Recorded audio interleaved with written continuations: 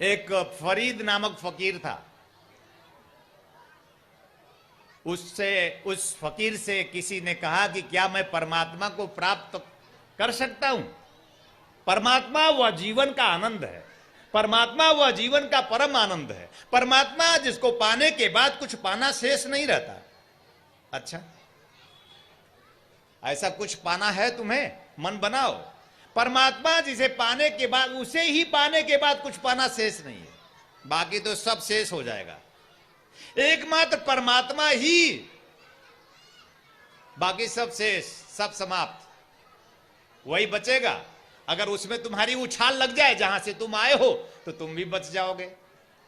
और तुम चूंकि मेरे हो, अगर मुझसे दीक्षा प्राप्त हो तो मैं तुम्हें इस संसार सागर के ईर्ष्या और देश रूपी अग्नि में जलने नहीं देना चाहता। मैं तुम्हें वहां से निकाल कर वहां गोता मरवा देना चाहता हूं जहां परम आनंद है।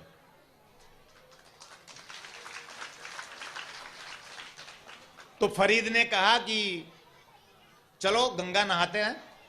उसने कहा क्या आप मुझे परमात्मा का दर्शन करा सकते हैं? तो फरीद ने कहा चलो गंगा नहाते हैं। तो बोले गंगा नहाने से क्या परमात्मा मिल जाएगा? तो कितने लोग गंगा नहाते हैं? बोले नहीं, मेरे साथ नहाओगे तो जरूर मिल जाएगा।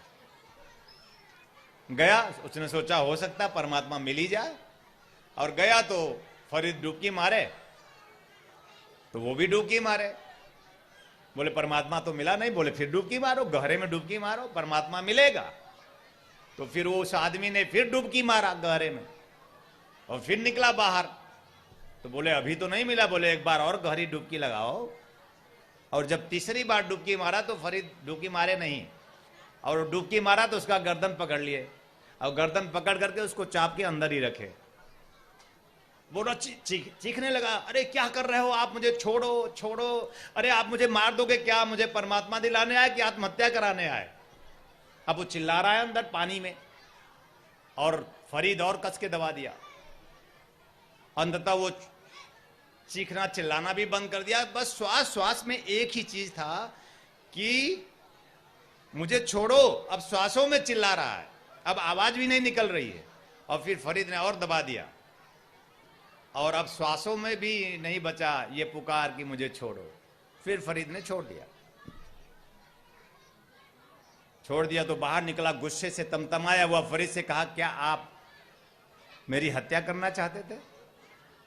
बोले जब तक तुम्हारे समस्त विचारों की हत्या ना हो जाएगी प्रिय, तब तक तुम्हें परमात्मा ना मिलेगा।